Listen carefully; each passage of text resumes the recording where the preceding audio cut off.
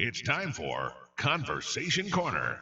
Hit it. Conversation Corner is the place to go. Information, entertainment from the folks you know. The old coyote is howling. Let's get on with the show. 8:19, it's Conversation Corner brought to us by Lucille's Roadhouse, Airport Road in Weatherford. We have Anthony Moore from Clinton in the studio with us. Hello. Good morning. How are you guys doing? Good morning. Doing great. How are you doing? Better than I deserve by a long shot. Oh, Dave Ramsey fan, huh?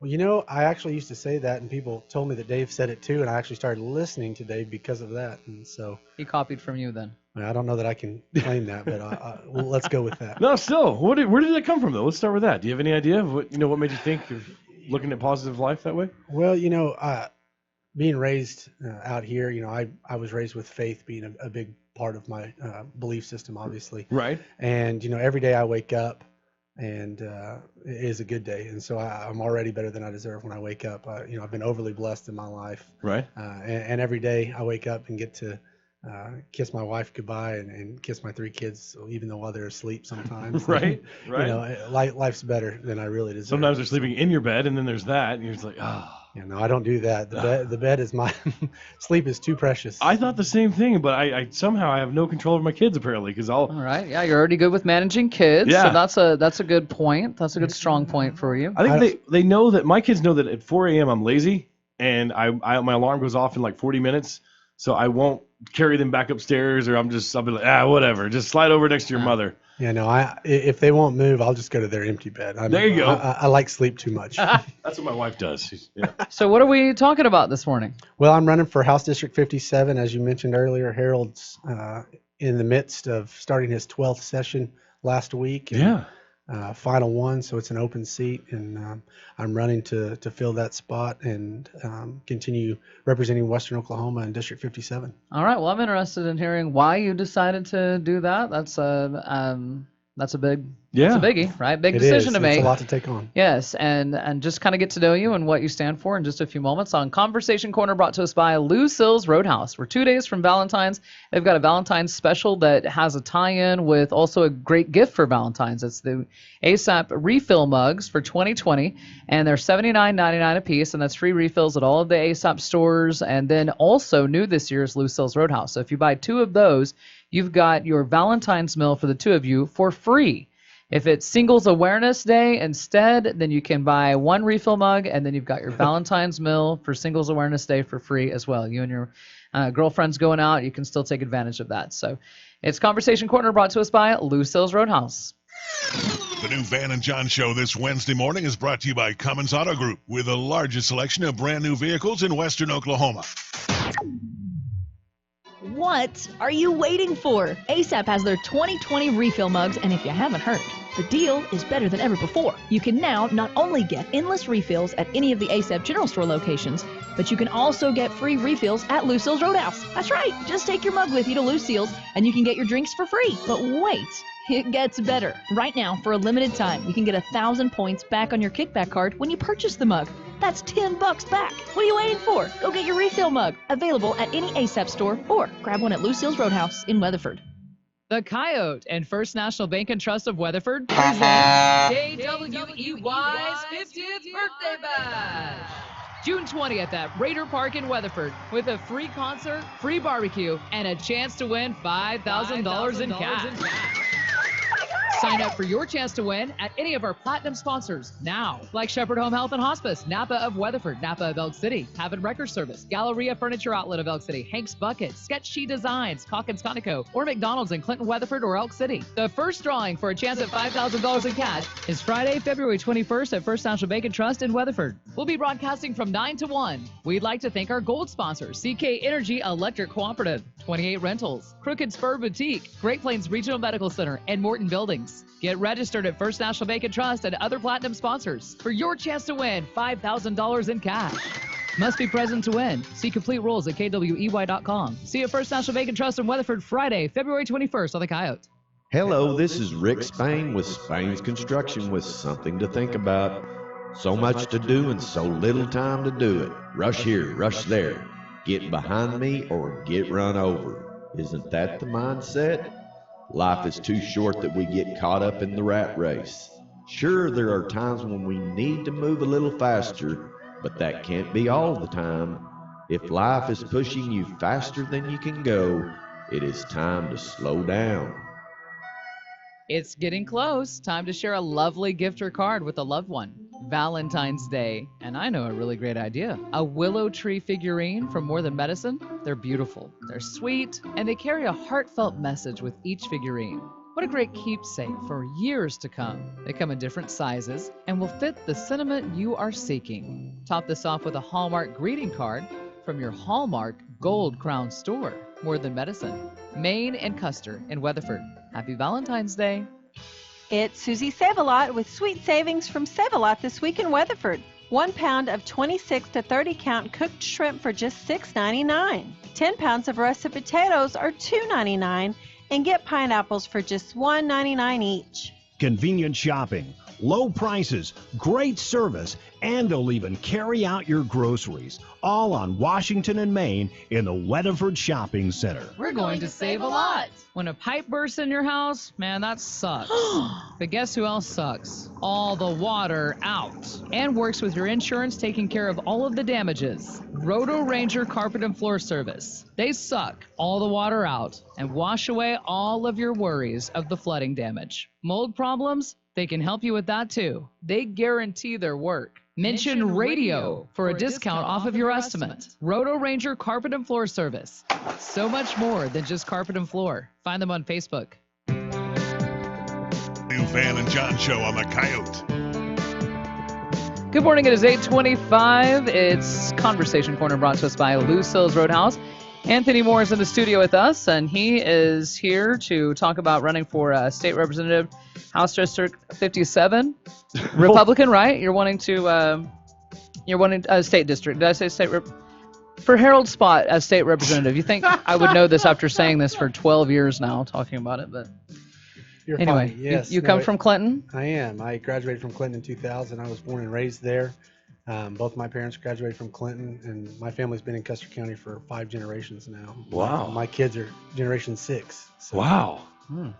That's a long time. It's been quite a while. I think I'd have to look, but I was thinking about it the other day. I think the first, the farmland that my family's owned just behind the dam out by Foss Lake, Right. originally hailed from the Butler area. I think they bought in 31 or 34, so we're coming up on 100 Wow. years out there. So, So we that- still own it. One day, do you plan moving on out there? Or? Oh, I don't think my wife would ever let me do that. When we moved from Edmond back home in 2013, she said, I'm not supposed to have to drive 15 minutes to get to everything. And if we move out there, I have to drive 15 minutes to get to everything. Oh, everything. And that's on the low side, right? Right. That's what I always make fun. My parents, I'm originally from the Dallas area, and I go visit them, and to them, driving an hour is like nothing. Like, it's just normal. Like, I got to go to Walmart, or got to go to work, or got to go to some cheerleading competition that my niece is in. And yeah, it's like, oh yeah, it's just over here in this other town. And an hour and a half later, you're finally there. Right. Where here, I feel like I could cross the whole state in an hour and a half. Well, my 2 best friends, one was in Detroit, the other's in Atlanta. Yeah. And, I'd call them and they'd be like, what are you doing? I'm like, well, I'm about to leave the office, and we'd talk, and I'd be home, 3 minutes later. Right. And they're like, I haven't even moved. I'm still stuck in traffic. Right. So, Do you catch yourself at like a red light, and there's like, you missed the red light, or you just came up to it and you're grouching because there's like 10 people in front of you in a stoplight? so this morning, Yeah. I ran to the office to grab my laptop before I came over to meet Gary for breakfast over at Lucille's. And, it was 6:30, 6:25, so there shouldn't really be much traffic out. And this car, I was at a stop sign, and this car was coming, and then there was another car behind it, and I had to wait a whole extra 7 seconds. Right. And I was like, why am I having to wait this morning? Yeah, what's up with this traffic? It's terrible. Early morning traffic in Clinton. What's going on here? So when did Mr. Moore decide he was going to be a politician? Well, I always joke, I was a political science major Yeah. because I knew I was going to go to law school. And I think, my official degree was governmental and legal studies, was just, a fancy way to say political science pre-law. Right. So I don't know what job I could have gotten if I hadn't gone to law school with that degree. Thankfully, I went on to law school. But I always joke that I was the least political science major there ever was. Okay. I did an internship in D.C. on the Hill. We were 4 blocks from the Capitol building. Wow. My senior year of college, and there were 41 of us, all political science majors. And there was one TV. This was back in fall of 2003. and they would all huddle around C-SPAN and CNN and all these shows. And I'm going, guys, it's Saturday. I'm from Oklahoma. It's the fall. There's football on. Right. And so they'd all watch C-SPAN, and I'd get on walk to the subway or take the train, take the metro out to this place where OU and OSU had their alumni association, so I could watch football on Saturdays because I didn't care to listen. But so all that to say, I always said I wasn't going to get in politics. Right. I was approached about it a few times and kind of kept saying, no, there's no way I'm going to do that. There's no way I think my wife would ever let me do that.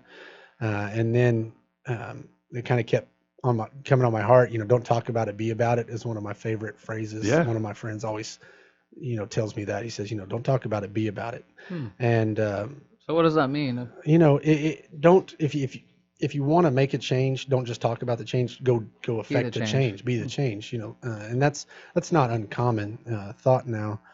But finally, Brent Howard actually looked me in the eye and said, Anthony, have you found the guy yet? And I said, no, I think we're still looking. He said, I think you're the guy. And I said, well, you don't have to convince me. You've got to convince my wife.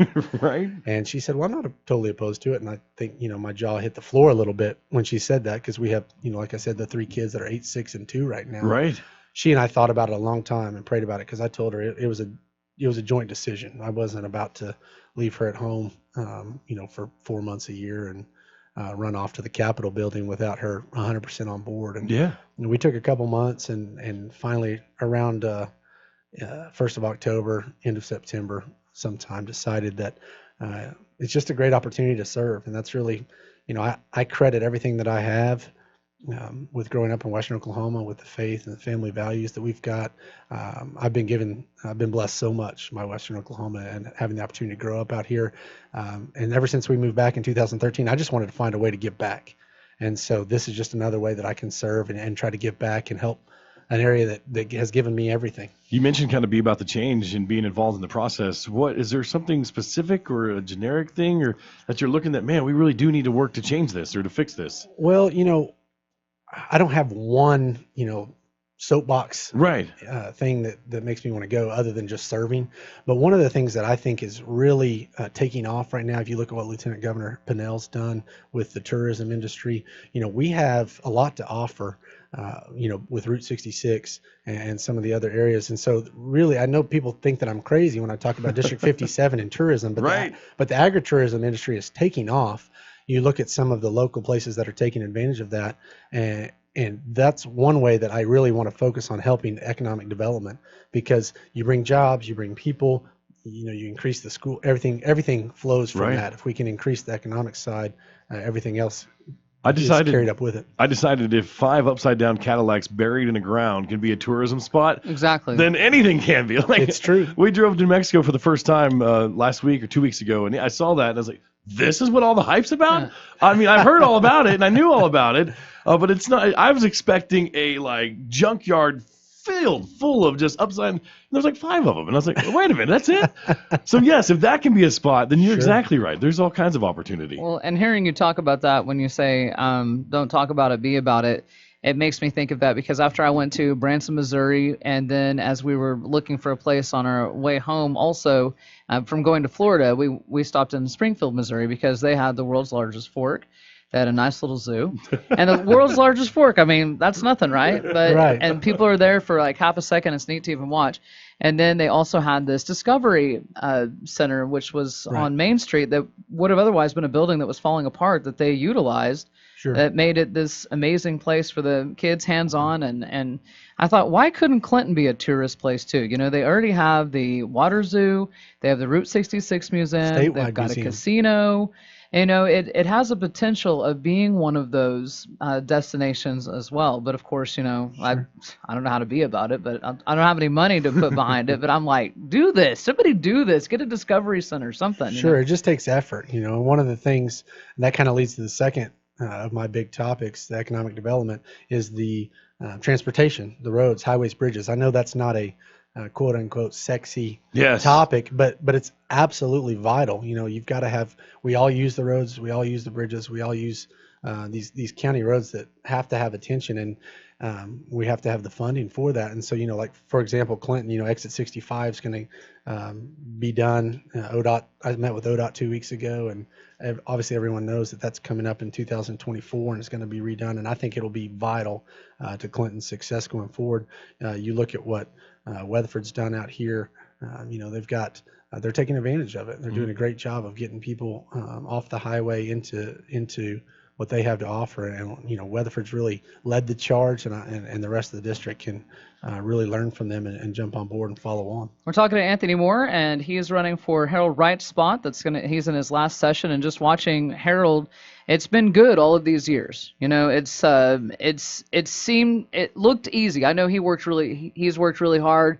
He's busted it and wanted to make sure that people know that he didn't take didn't take it lightly. He's worked hard all year round, but it's been good for the most part. Everyone's been happy. And then, what was it, just last year? Or was it about 2 years ago that this started to happen? Having some budget problems, Sure. And then the teaching salary. It's been really tough in this last part. People have gotten pretty angry with talking to the people that are the decision makers of our state. Right. And so it's been interesting to see that. Are you up for the challenge of that? Are you ready for that? Well, anytime that you put yourself out there, when things are right, nobody says anything. That's right. But when things are wrong, you're going to hear all about it. And Harold has done a really good job. And I know that everyone took a hit a few years ago with education becoming so paramount and key. And I'm all for education. My mom taught for 33 and a half years. My grandmother was an educator and actually started girls basketball in Clinton. She was from Sentinel. Wow. And was a diehard basketballer, went to the state tournament a few times. And she had 4 girls. And when they moved to Clinton, she said, no, I'm not going to not let girls basketball be a thing. And this was back in the old 6-on-6 days. And Right. so she started girls basketball because she had 4 daughters and wanted them to have the opportunity to do that. And I look at it, and we've really come a long way in 2 short years on education. I think our budget this year, we're at 53% of it will go towards education. We need to make sure that what we have is allocated well and used well. We need to make the best of the resources we've been given. Governor Stitt's done a great job of making sure that we've got oversight, removing some of the red tape in all areas. I know that his push this year that he said in the State of the State is for every new stipulation, every new policy you put in place, I want you to take 2 away to make it easier for these companies to come in, to make it easier for people to do their jobs. And so, you look at these all interplay. Obviously, economic development, transportation, education, so many others. They all go together. But Harold's done a fantastic job. I'm very lucky to have his support and endorsement. Right. But I will tell you, it's an awfully high bar to follow. You look at Western Oklahoma has really 5 representatives out here, if you count, from Altus to the Panhandle. 4 of them term out this year. So we go from 4 senior leaders. You've got Ortega down in Altus, who's high up. Mike Sanders, obviously, is the majority leader. You've got Harold, who's the Speaker Pro Tem. You've got all these guys who've really worked hard to represent rural Oklahoma. And you're going to go, Todd Russ will still be in for 2 more years, but you're going to have 4 freshmen, Right. Whoever it is. And so they're really going to have to fight together to keep fighting for Western Oklahoma. I think you're exactly right. We always talk about that with Harold all the time, as we say, hey, what are you doing to keep our voices heard, our voices relevant out here, and not just giving in to the overpopulated, populated areas, Oklahoma City, Tulsa. And yeah, he's really good about that.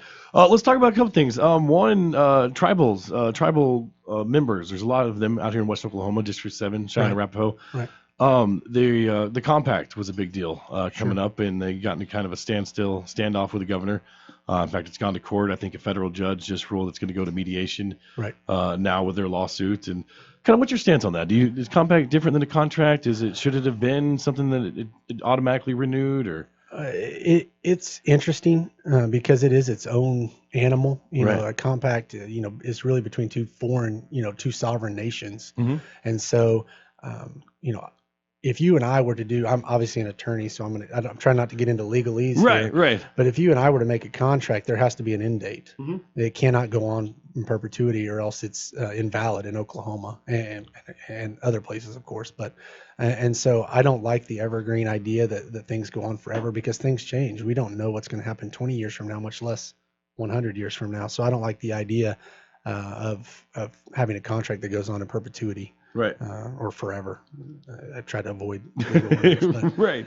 You know how it goes. Yeah. So I think Governor Stitt is using some of the goodwill that he's gotten. You know, his approval rate's very high. Mm-hmm. I think he's using some of that to try to do what he sees best, and I'm supportive of him in that. So I think it'll. I didn't know that it had been sent to mediation. I knew the lawsuit had been filed, so I think they'll probably work it out and come to some sort of agreement, which it should be good for everybody. It should be good for the tribes, but it should be good for the state as well. Perfect. What about some other the hot topics, right? Medical marijuana is one that's just passed through, and they've got a lot of legislation now kind of trying to wrangle it in a little bit. Some say it is one of the most liberal medical marijuana laws out there. It is. You know, unfortunately, the way the laws were written, I don't think accomplished the goal of what was intended. Mm-hmm. You look at, you know, Colorado and Oregon are looking at us going, well, basically you legalized it without legalizing it. Mm-hmm. And that's one of the issues. You know, forever politicians were almost all lawyers. They all had law degrees. Right. And I don't think that's a good idea. But we've kind of gone so far the other way that we've got 101 House members, 48 in the Senate, and I think we've got somewhere like 15 attorneys in the whole group. Oh, wow. And so I think it's really hard when you're writing laws and you don't understand the other side of it, of this is what it looks like, boots on the ground, right, in effect. And so just one of the things that I can help bring to the table is the ability to write those laws in such a way that they actually accomplish the goals that they're looking for. And, you know, that's one of the things Harold and I have talked about a lot. I've kind of got a leg up because I've gone to law school and I work with this, that I understand how to read it a little better, because it's a lot of work. You know, you look at all the bills you have to read and all the pieces that go with that. What are some laws and things that you can help and try to push through? You mentioned ag. Of course, agriculture is so important out here in Western Oklahoma to help us not only have a voice for those farmers, but have a voice to help them be as profitable as possible and keep us afloat. Right. Well, one of the big things with the agriculture industry, of course, is protecting, number one, their land, but two, trying to not overtax it, because it is. I don't know how people make it. Right. Farming and ranching. I know Gary Mall, who's sitting over here in the corner trying to hide, is a farmer rancher, and you know, I ran cattle for 3 or 4 years, and that was enough for me. I really enjoyed it. I didn't have time for it, but man, I know how much of my own, blood, sweat, and tears I was putting into it. Not only that, but also out of my own pocketbook to try to supplement to make it work. And these people that's their livelihood, it's almost impossible for them to get, to make it with the commodity prices as volatile as they are. And so one of the things we can do, and I just posted about this last night, a very big key for our district is the census. Mm-hmm. People don't think it's a big deal. Well, we need to be counted because we're redistricting next year. You'll have less, and so we'll have less representation. We'll have less funding because a lot of that is based on census numbers. Right. And so, for example, right now I think Harold has about 37,000 people. We expect that number to go up because Oklahoma has grown. Well, you look out here, our district hasn't grown, so we're going to have to absorb some numbers somewhere. And so whoever gets elected in 2020 will then help redraw the lines in 2021, and we'll have all new constituents that they didn't have that even voted them in. So it's very important because we don't want – Custer County's been together since statehood in this district. We want that to maintain. We want to stay together. I know one of the big things for Elk City, the north half of Elk City is in this district. They want to be back together all in one district, which I don't blame them. Right. How do you have a voice if you've got, not one guy – but two that you're trying to get, and it's hard for someone from there to get elected. You mentioned this room alone. I'm trying to think in the last 10 years, you have 1 under 10, right? Then you have 3 under 10. I have 3 under 10. So there's 7 new people right there that just with just us. I can't remember exactly the numbers, but we had somebody come and speak at Kiwanis. He works for the Census Bureau, and he was talking about how important the numbers are. And he said we even have 1 state senator less than we should have because it didn't. Even if it's 999, it doesn't count because it wasn't 1,000. Yeah, exactly, something like that. So I can't remember. This was like for the state senator, so it had to be a much bigger number. But it was crazy because he said it's not rounded up. It's just and they weren't accounted for. They weren't all accounted for. So Well, and in 2010 we didn't have the technology that we have now, No. and so We're still playing CDs. right. Well, back then. right. Jeez. Right. And you think about that, and these rural areas. I mean, you've got so many people. I've started knocking doors already, and I'm from here.